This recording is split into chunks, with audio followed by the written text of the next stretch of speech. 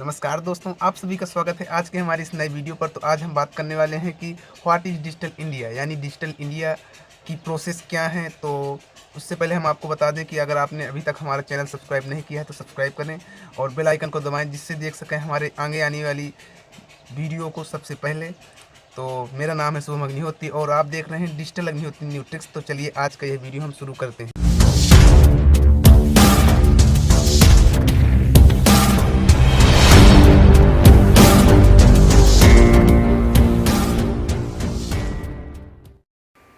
Digital India.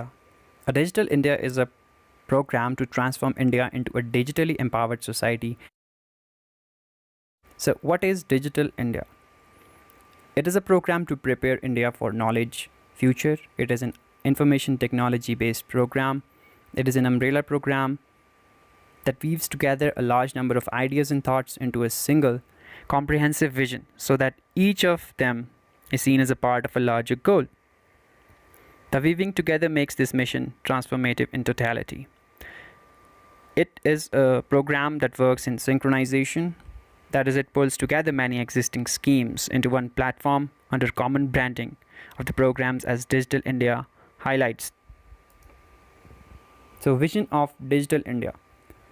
Digital India focuses around three central key areas, that is digital infrastructure, governance and service on demand, digital empowerment.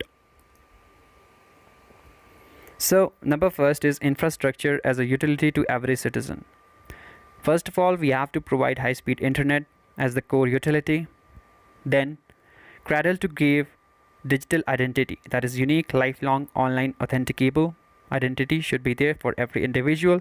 Then, mobile phone and bank account enabling participation in digital and financial space. Easy access to common service center, that is cloud storage, must be there for the documents of every individual. Then shareable private space on a public cloud with safe access to cybersecurity space. Then second is demand based governance and service on demand. It must be seamlessly integrated across departments or jurisdictions. Then real time access, service available in real time from online and mobile platforms should be there. All citizen entitlements to be available on the cloud so that they can access anytime. Services digitally transformed for improving ease of doing business. It must also be business oriented platform and making financial transactions electronic and cashless with security.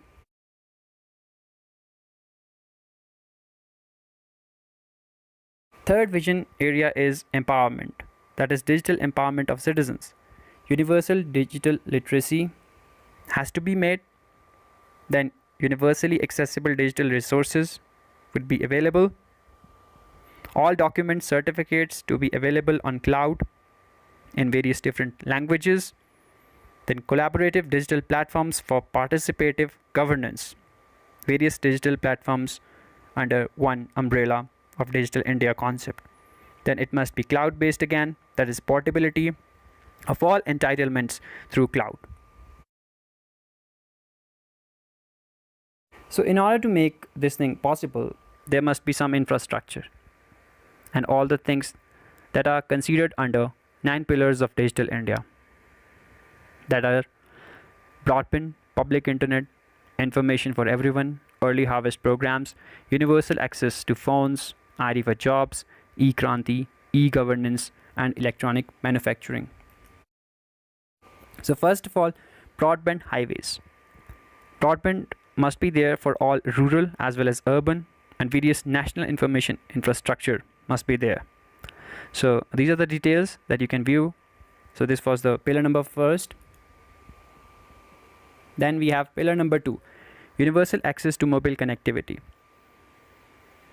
By the time 2020, almost all of them would have mobile phones, so it is very important to connect each and every mobile phone to the internet technology. So universal access to mobile connectivity is the only way to make Digital India concept a true success.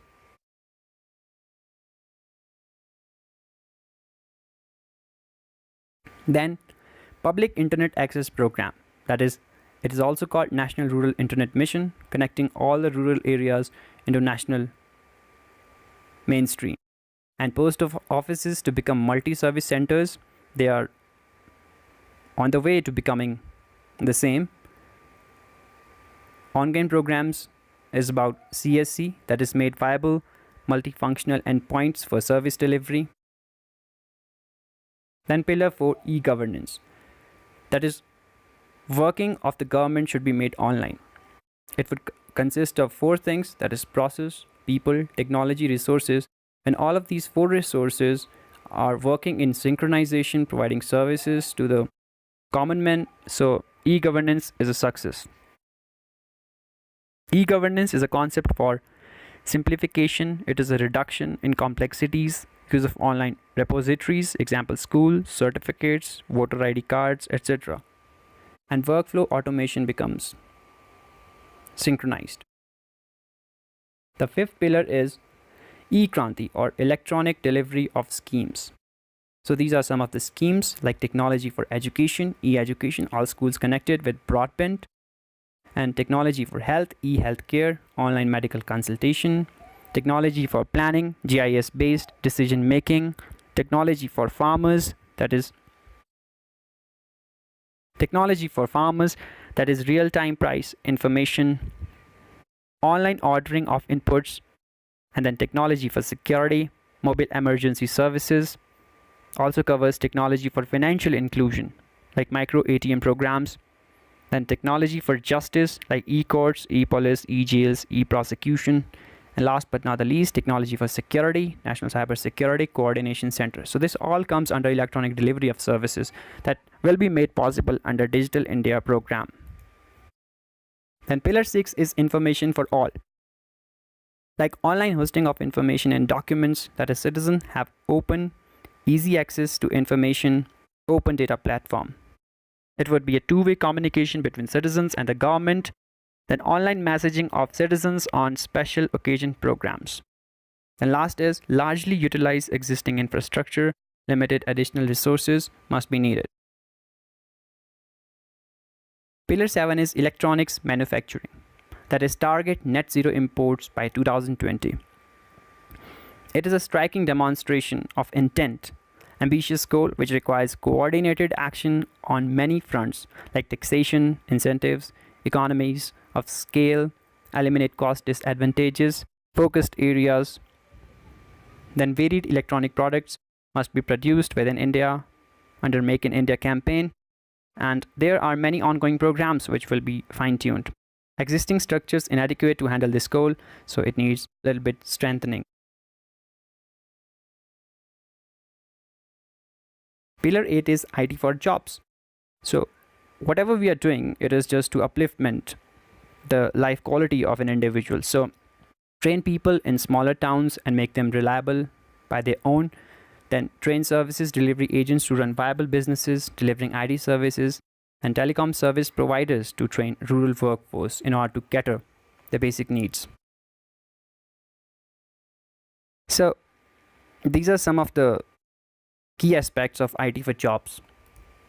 Then pillar 9 is early harvest programs, that is IT platform for messages, government greetings to be e-greetings, biometric attendance for the employees, public Wi-Fi spots for easy access to all these services which comes under Digital India program, school books to be e-books, getting rid of those heavy bags of children, SMS-based weather information for farmers, national portal for lost and found children.